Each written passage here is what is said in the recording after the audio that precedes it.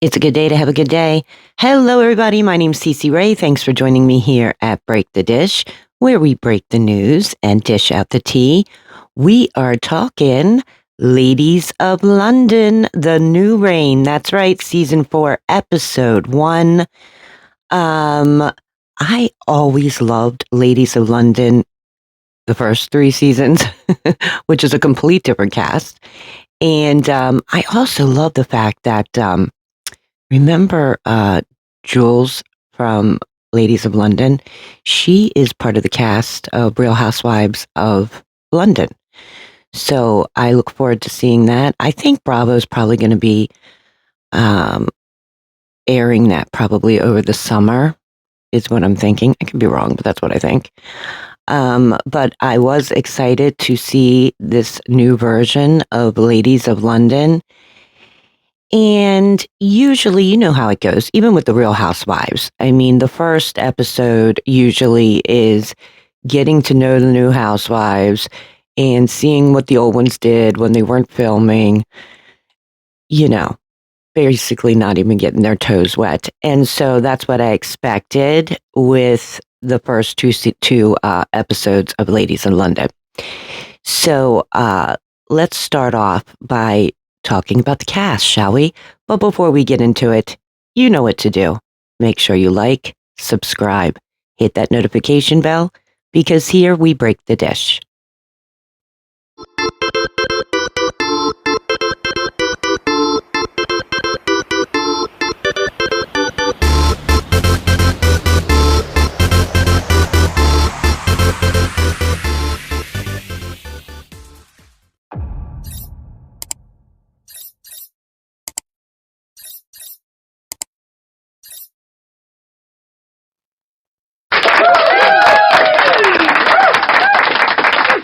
We are recapping the Ladies of London, The New Reign, Season 4, Episode 1.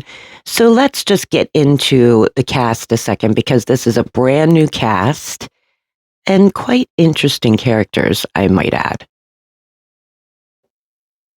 So for the first time, we have a gentleman joining the Ladies of London. His name is Mark Francis Vandelli.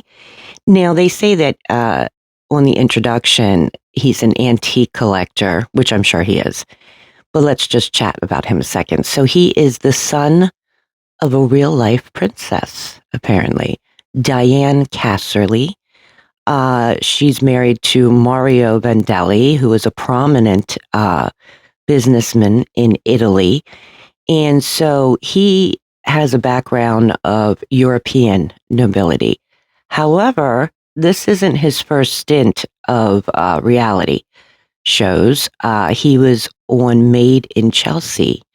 So he's a popular face. You know what I'm saying? I love his character. He almost seems like the glue of the whole group. Doesn't it seem like that? I think so. So next we have Kimi Murdoch. She's a socialite. She actually, her background is Haitian American. That's right. She's considered a shipping heiress because her family is prominent in shipping. She's also an antique stealer. And so that's how she is, you know, amongst the London elite. So now we have Missè, I hope I'm pronouncing her last name correctly. I want to say it's Beqiri. She's a model. She was born in Sweden, but she has Albanian roots. Not only has she modeled, but she's also a well-known television personality. Matter of fact, she was in The Real Housewives of Cheshire, if she looks familiar to you. She's very much amongst the London fashion and social scenes. I think her character is going to be pretty good, actually. You know what I'm saying? We'll see, right? Then we have Myka. Myka is American. She is considered the etiquette expert. Now, she's the author and founder of Beaumont Etiquette, but she also founded Mini Manners, which is a children's social, emotional learning brand. She was born in Sarasota, Florida, and she graduated from the University of Florida. She is definitely a main character in Ladies of London. Now we have Lottie Kane. Now, Lottie Kane is a designer, I guess, in her own right, but her claim to fame really is being married to Joshua Kane, who is this huge London-based fashion designer, I believe mostly of menswear. And so both of them are actually seen on the red carpets quite a lot. And that's how she engulfs within this elite circle. Now we're talking about Dara Huang. I hope I'm pronouncing that correctly. She is quite a character. She's an architect and designer of luxury property development. She's an American. That's right. She's born in Florida. She has Taiwanese American immigrant parents. Her father actually is a retired NASA rocket scientist. She got her BA at University of Florida and her master's at Harvard. She is the founder of Designer House of Liberty. And, you know, she kind of has quite a history, too. Apparently, she's the survivor of the Mumbai attacks in 2008. She shares a son with Eduardo Mozzi. Anyway, he is married to Princess Beatrice. Mm-hmm. So her son, by marriage, is amongst the royals. Now we have Martha Sitwell, considered a socialite. But actually, she married actually into the British aristocratic family. She was married to Baronet Sir George Sitwell. She started her career in modeling. She was the face of the Royal Ascot. She founded the brand Sitwell and Whippet. She also worked as a makeup artist. She's been a writer. The interesting thing is she is a side saddle equestrian. And she used this to ride, get this, 500 miles across Mongolia, in honor of her sister. All the proceeds went to a charity called Mind. So she's definitely an interesting character. I also love her look. Doesn't it remind you of like old Hollywood? You know what I'm saying? Another American in Ladies of London is Margo Stilley. She's an actress, writer, filmmaker. She was born in South Carolina. And she was raised between Conway, South Carolina, and Bear Creek, South Carolina. She got her known, well, you know, she became famous, that is, when she did the 2004 British film 9 Songs. Apparently, it was extremely controversial. And she's worked all the way up through to 2016 when she was in the Royals. And last but not least, we have Lady Emma Thynn. I hope that's how you pronounce it. She is the Marchioness of Bath, and she is married to Sitwell. I hope I'm pronouncing these names correctly. He's the 8th Marquess of Bath. They live at the Longleat estate, which is not only this Elizabethan estate, but they also have a safari there too. So it's open to the public. So she explains through the show, there's a lot of work to be done there, but that's what keeps the estate going. It's also supposed to be the largest estate in the UK. Imagine that. She was born in London to a British mother and a Nigerian father. So that makes her the first Black Marchioness in UK history. Okay, so the scene opens up episode 1 with a garden party, a Dartmouth garden party. I think it's being held by Mark Francis. And this is where the whole group is getting to see each other. The introductions are being made. However, they kick it off right away. So Margo says to Myka that she heard that her friend, Dara, is a madam. Talking about kicking it off. I mean, she could have been like, I don't know, a zookeeper. She could have, but a madam. Okay. Well, right away, Myka is like, no, she is not. She's, an architect, a Harvard architect at that, and is literally defending her friend because this is what friends do, according to Myka. And it's kind of interesting, too, because Missy now pulls Lottie to the side. She pulls Mark to the side. And it's kind of like, I don't understand this because when I spoke to Dara, basically she didn't have a nice thing to say about Myka. She said that she was cringe, she was tacky, embarrassing. And both of them gave her the same advice, which was, it's none of your business.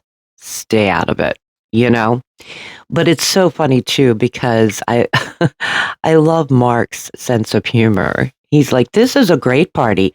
You have gossip, which is Dara being a madam.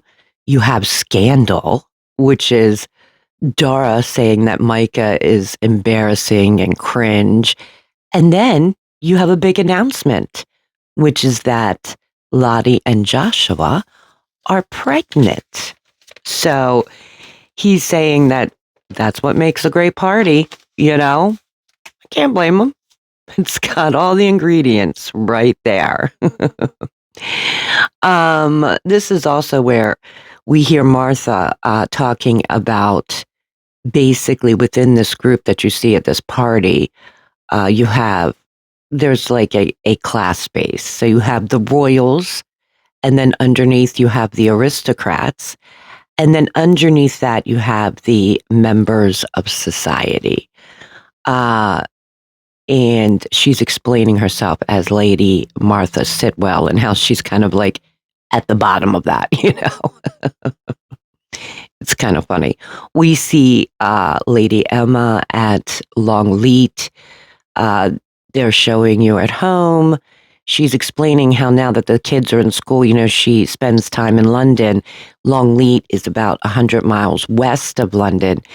And yes, it is open to the public. That's what keeps the estate going. And they have a safari.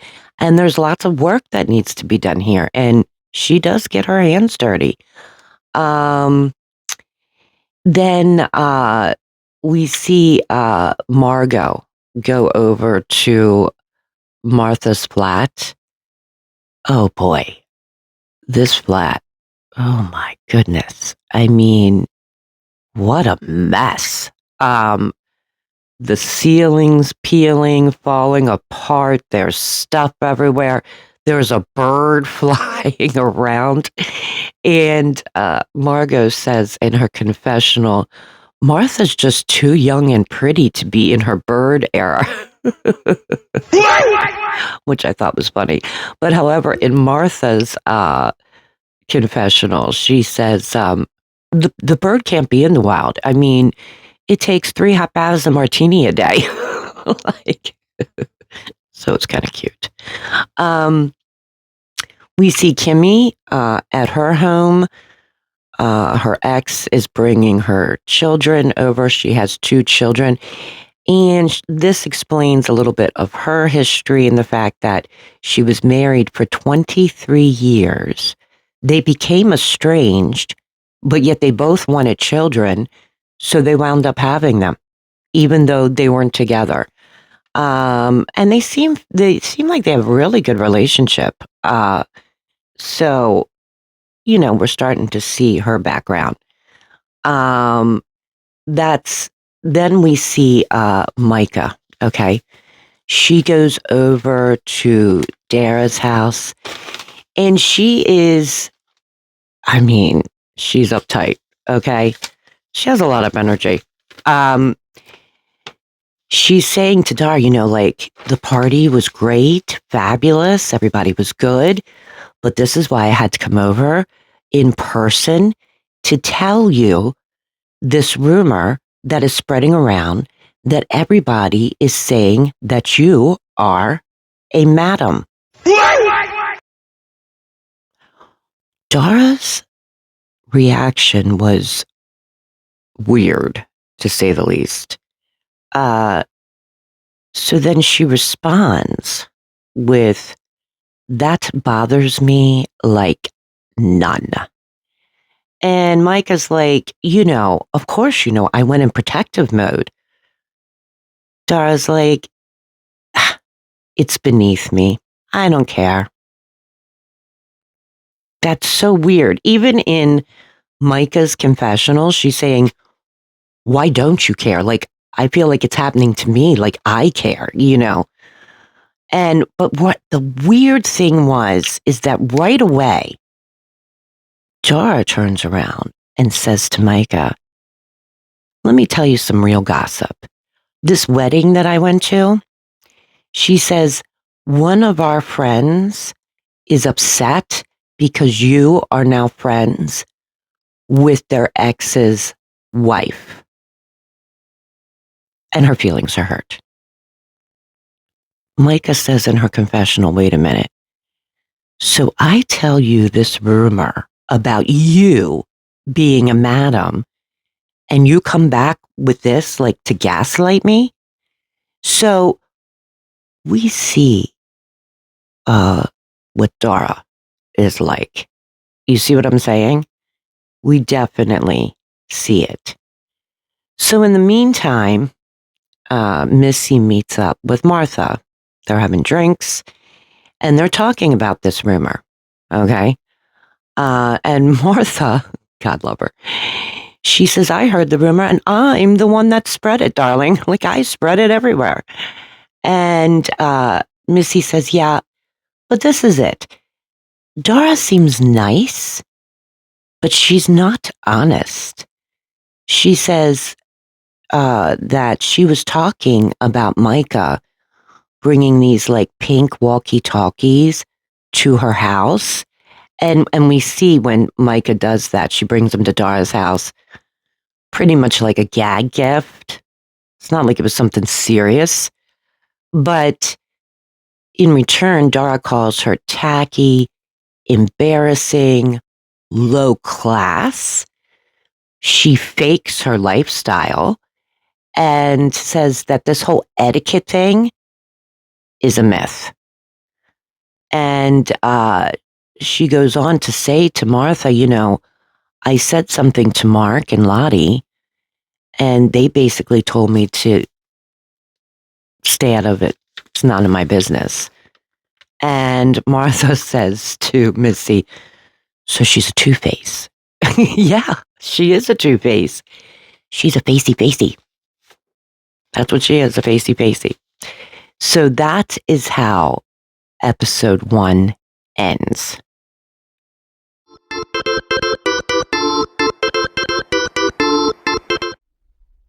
Hi everyone, Cece Ray here. I wanted to tell you about one of my favorite, and I do mean favorite, websites for savings, and we all love savings. It is called Morning Save, and I'm going to show you why. Okay, so see this? Now, I'm showing you this for a reason, okay?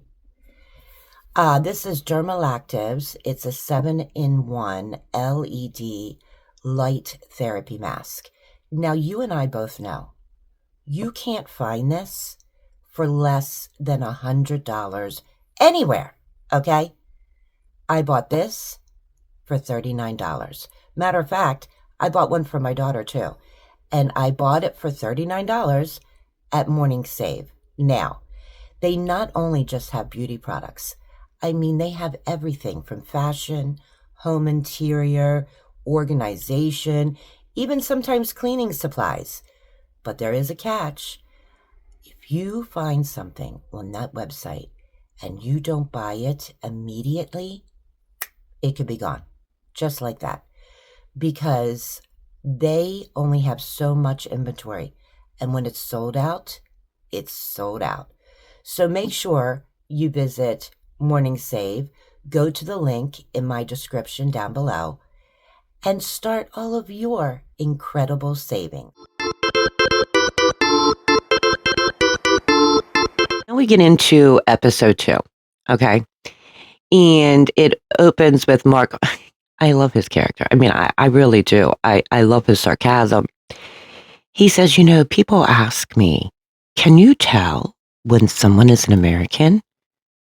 And he says, yes, of course, when they open their mouth. Well, yeah. Hello. And we also find out through Myka that, being an American in London, she was very insecure, especially when she would go to these parties and dinners. And so it was actually her husband who suggested that she go take an etiquette class. And she wound up studying under the staff of Queen Elizabeth. So there's something to be said about that. And she's explaining how she really does rely on her friendships in London. She doesn't have family there. And so her friendships literally become family. And Dara is like a friend for life. I'm not quite sure how that's going to turn out. Dara is making her round of phone calls. She's inviting everybody to a dinner party at this restaurant called Ivy Asia. I love that name. And this is because she missed the garden party. So she's holding a dinner party. Then we see Emma, Mark, and Kimi. They're at the Mayfair having high tea. I love it.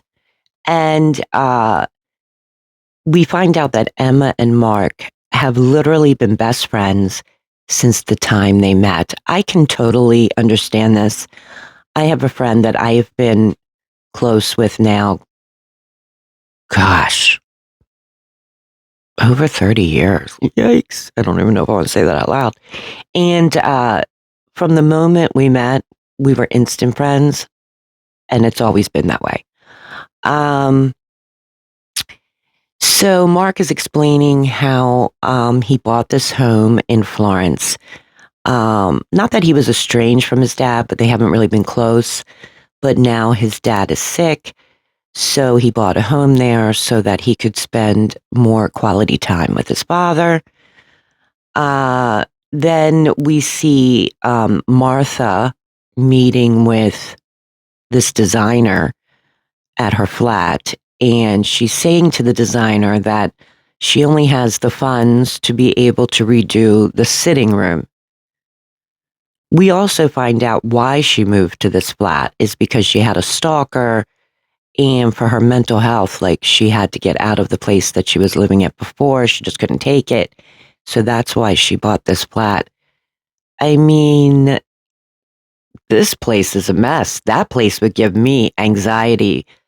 Not only is it a real mess, I mean, when I said the ceilings are peeling, like, they literally are peeling, but there is stuff everywhere. I mean, there's like a pathway through this flat, and I'm thinking the flat isn't really that big, so That would give me anxiety.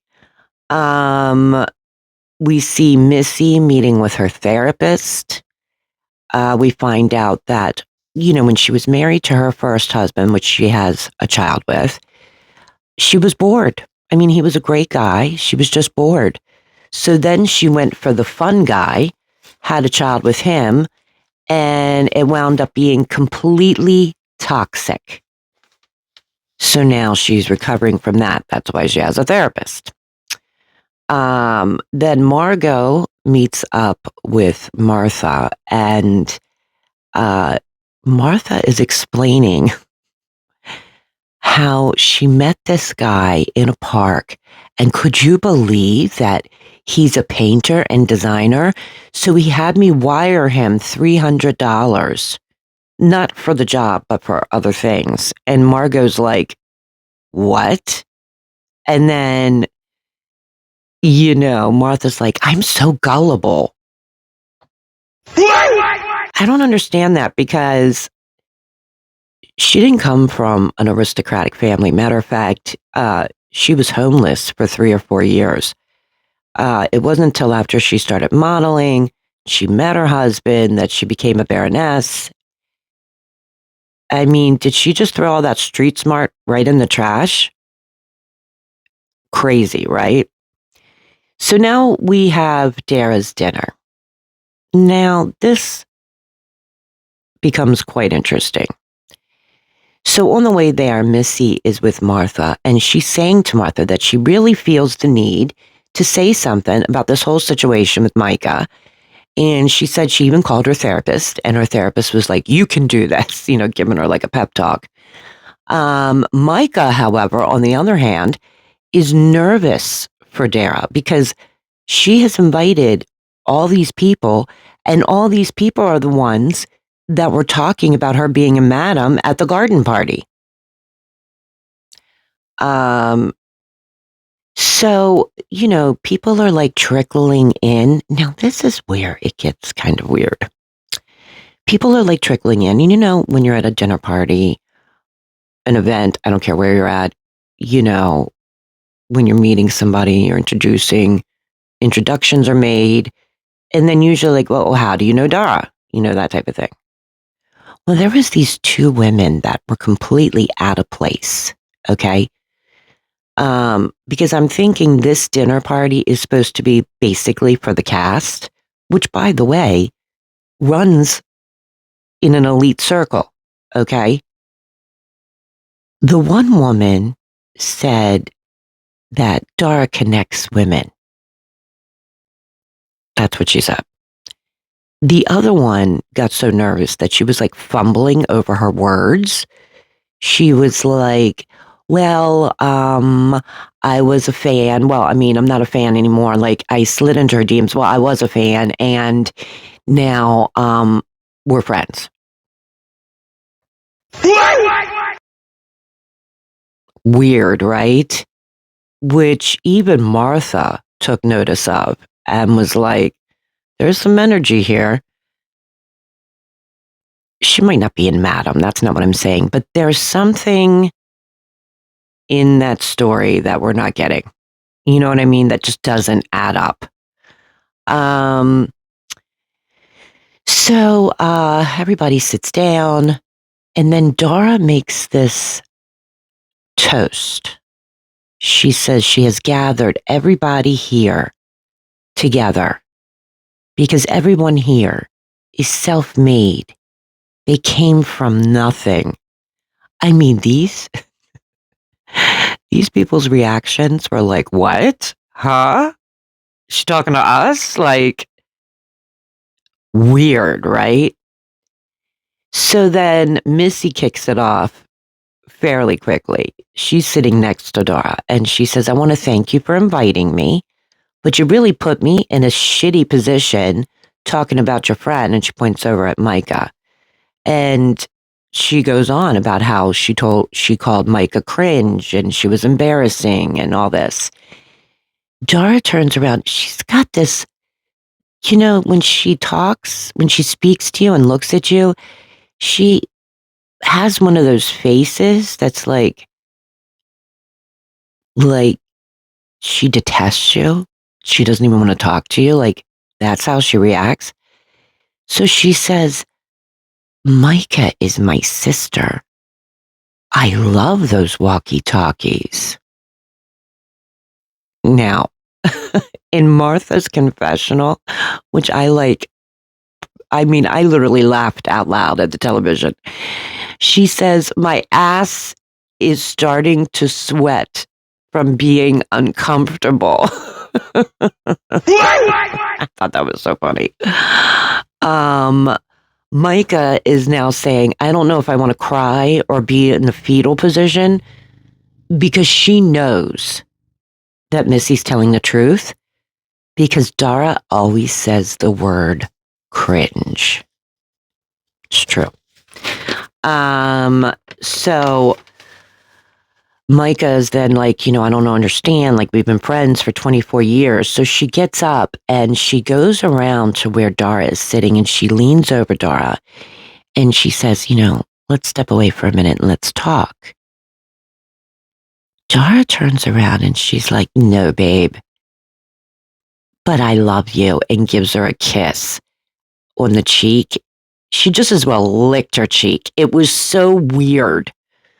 And then Dara gets up from the table and she starts talking to producers. Yeah. And she's like, listen, babe, this isn't for me. Myka doesn't have the experience of being like thrown under the bus. But yeah, I did say those things, but that was after I was done filming. Are you kidding me? You do know you're filming a reality television, right? So meanwhile, while she's talking to production, does one of her friends, the one that fumbled over her words, is now getting into it with Missy, because she's like, I don't really think that we should be talking about someone when they're not at the table. And Missy, like, right away is like, don't tell me what to do. It's kind of funny. And so Dara comes back to the table, and Missy's like, tell the truth. Just tell the truth. Dara turns around and she says, I did not say those things. When 2 seconds ago, you were with production admitting it. Crazy. So then Dara says, I just want to have a nice dinner.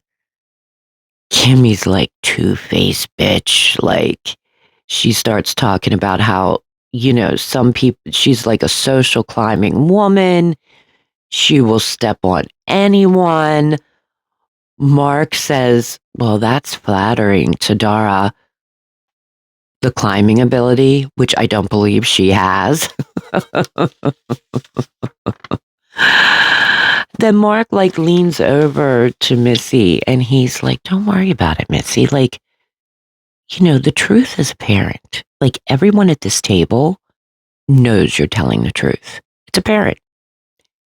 And I forget who it was that said, why don't we ask Myka? I mean, it's about her, And Myka's like, I'm quiet, but I think I'm more hurt, stunned.